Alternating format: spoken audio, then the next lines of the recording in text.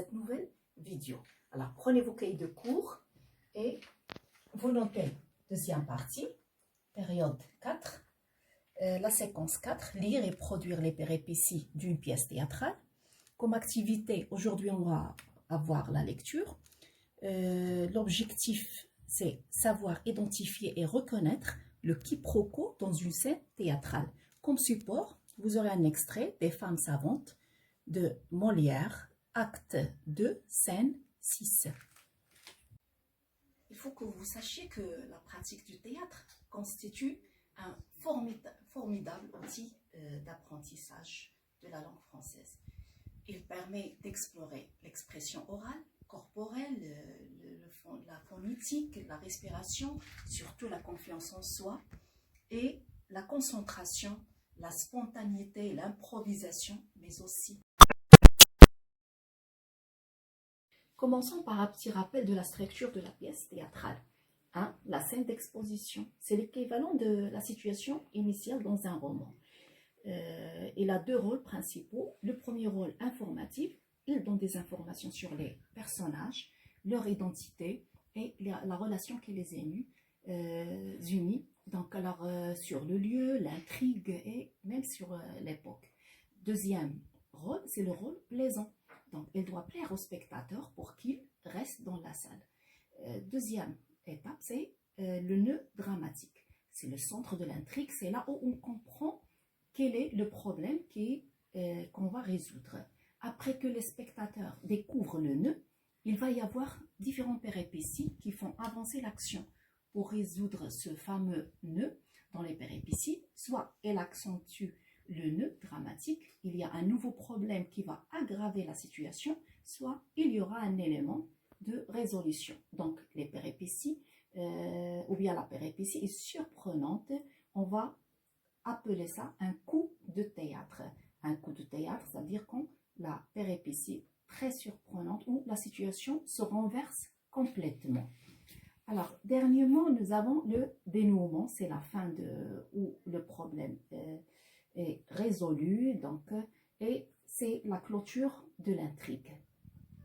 Maintenant, prenez vos cahiers d'exercice et répondez aux questions proposées.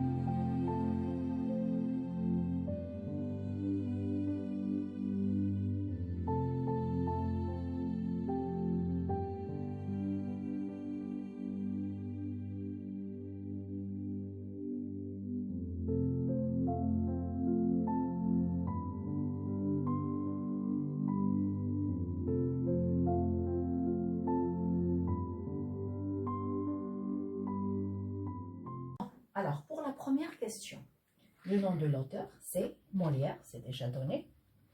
Alors, le titre de la pièce, Les Femmes savantes. Les protagonistes, ça veut dire les personnages principaux, donc Bélise et Martine. Le genre du texte, c'est un texte théâtral. 2. Le texte est écrit en vers. Il y a des rimes, ça veut dire répétition du même son à la fin de deux ou plusieurs vers. Par exemple, père, grammaire. Nous avons pour le personnage secondaire, c'est Philaminte. Donc, regardez le nombre de répliques, il n'a que 2 dans la scène. La question 4. Donc, Pour la progression, il y a une grande tension qui augmente entre les deux protagonistes à cause du malentendu. Pour la cinquième question, les paroles du troisième personnage sont de type exclamatif.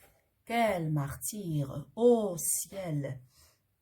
Philamène exprime son étonnement, son indignation envers l'échange entre Bélise et Martine. Je reprends, il exprime son indignation et son étonnement devant l'arrogance de Bélise qui se croit savante et l'ignorance, la stupidité de Martine. Donc, il faut noter, donc, pour la question 6, au théâtre, le fait de confondre une chose avec une autre s'appelle un quiproquo.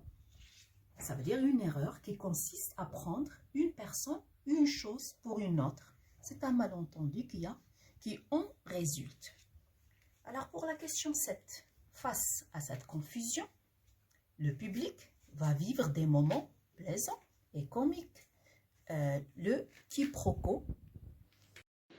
Face à cette confusion, le public va vivre des moments plaisants et comiques. Le quiproquo déclenche le rire chez les spectateurs. Pour la question 8, les déictiques servent à désigner celui qui parle. Nous avons « je », on peut avoir me, moi, celui à qui est destiné le message, toi, tu, le moment, déjà, à spécifier le lieu, où. Alors, pour la question 9, je vous laisse proposer un titre à ce dialogue. Un quiproquo est un malentendu, où l'on prend un être vivant, un objet ou une situation pour une autre. Au théâtre, le quiproquo peut être un ressort de comique. Comme prolongement, je vous propose de dramatiser cette scène avec vos frères et sœurs et pourquoi pas avec vos parents. Des moments d'apprentissage, mais dans un aspect ludique et comique. Au revoir et à la prochaine.